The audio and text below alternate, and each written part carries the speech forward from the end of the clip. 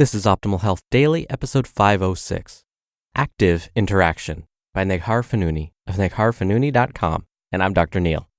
Happy Monday, happy Christmas in June for those of you that care. Welcome back to Optimal Health Daily, where I act as your narrator of the best health and fitness blogs, all for free. I cover fitness, nutrition, stress management, weight management, and lots more. This is just like an audiobook, but from a bunch of different authors. And then on Fridays, I answer your questions right here on the show.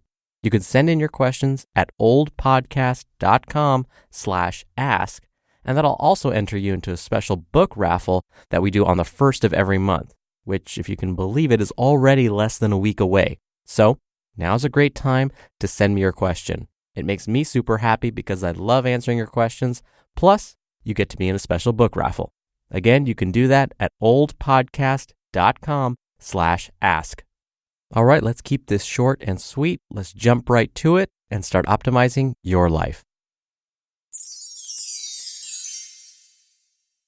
Active Interaction by Neghar Fonooni of negharfonooni.com. I like wine. And by like, I mean I have an affinity for it so strong that I almost don't want to admit it. I'm not a lush by any means, as I will always stop drinking once I can no longer appreciate the depth and the breadth of it. Usually it's a 4-glass max. But more than imbibing the wine itself, I enjoy the process of sharing wine with friends. It is, in fact, one of my favorite pastimes. On any given night, I prefer to stay in drinking wine with my friends as opposed to go out and partake in shenanigans. The taste, the company, the way it pairs so nicely with chocolate, what's not to love? In the past, I found myself avoiding social interaction when I was trying to stay especially lean. For example, when I was prepping for a photo or video shoot. Did you catch that? I would actively avoid spending time with my friends because I didn't want to F up my nutrition. Sounds absolutely wild, doesn't it? But what's even wilder is how many clients I've worked with who have struggled with the same issue. So many of us battle with the connection between social interaction and consumption. We are not alone. At some point, I'd had enough. I'd gotten so tired of not cultivating relationships because of food, I felt as though I was missing out on my life due to my own lack of self-control. There had to be a way to maintain my nutritional commitments and nurture my closest relationships. So I got to thinking, how much of our social interaction as a culture revolves around consumption? And if consumption has become synonymous with interaction, couldn't we bump up against that and create a new paradigm? A shift. The kind in which the fear of food and drink would no longer bludgeon us into becoming hermits. The kind in which hanging out with friends didn't also have to mean hanging out with 57 tacos and 13 bottles of wine. I mean, sometimes, yes. Rather than go to parties and be restricted to celery and seltzer, I decided to make a concerted effort to engage in more active interaction. Social interaction based on expenditure as opposed to consumption.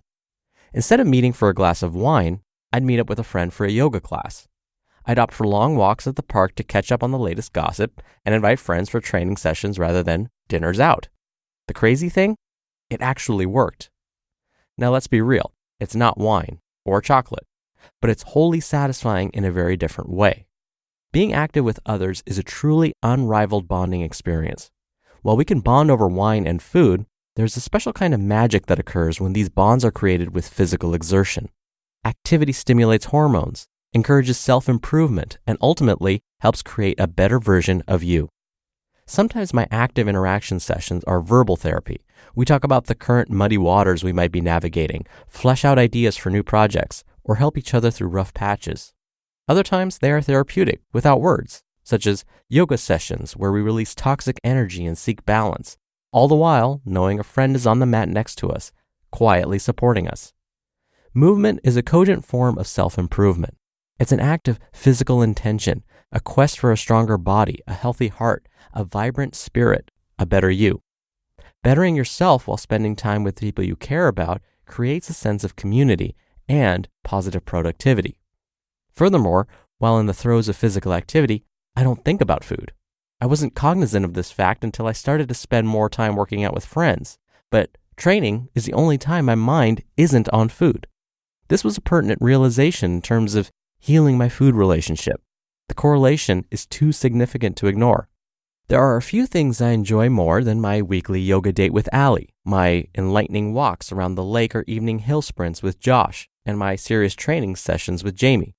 They have further cemented our relationships and filled my life with exuberance. So here's what I propose. Replace one social event each week with an active interaction. If you do this, by the end of the year, you'll have accumulated 52 active interactions. That means you will spend 52 days engaged in physical activity with friends. I know it seems like a lot, and who really has time for that? Well, you do.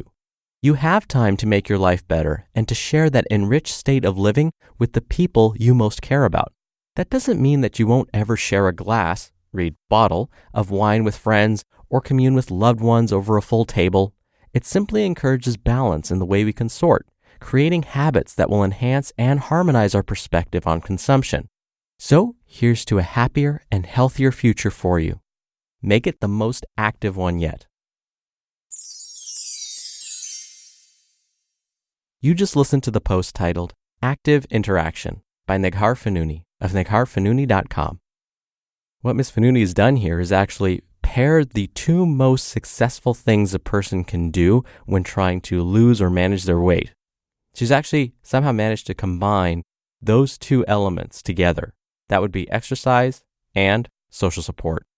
Diet is actually number 3, believe it or not. So her idea is genius. She's combining the two most powerful elements together, and if you can make that a habit, nothing can stop you. Because what the data are showing is that after studying those who have lost at least 30 pounds and kept the weight off for at least 2 years, we're learning that exercise and social support is really most key. And we're talking about a sample size they use of over 30,000 people. And so again, the huge advantage to what Ms. Fonooni is proposing is combining exercise and social support together, which are the most predictive when it comes to losing weight and maintaining that weight loss. All right, now don't forget, you can ask me your health-related questions to be in special raffles on the 1st of every month. The next raffle is just a few days away. So if you want to be a part of that, just ask me a question. You can do that at oldpodcast.com/ask. Don't forget, it makes me really happy. I love answering your questions and sharing information with you. And again, the bonus is you get entered into raffles. Thank you again for doing that. Thank you for being here every day. I hope you have a great start to your week. I'll be back here tomorrow where your optimal life awaits. Hello, Life Optimizer. This is Justin Malik, creator and producer of this show and Optimal Living Daily, the brother podcast of this one. Literally, I'm Dr. Neil's brother. If you like the format of this show, you'll love Optimal Living Daily too, where I also read to you from blogs, but cover other topics like personal development, finance, and minimalism from bloggers like Derek Sivers, The Minimalists, Zen Habits, and many more. So for more amazing content read to you for free, come subscribe to Optimal Living Daily too, and together we'll optimize your life. You've been listening to Optimal Health Daily.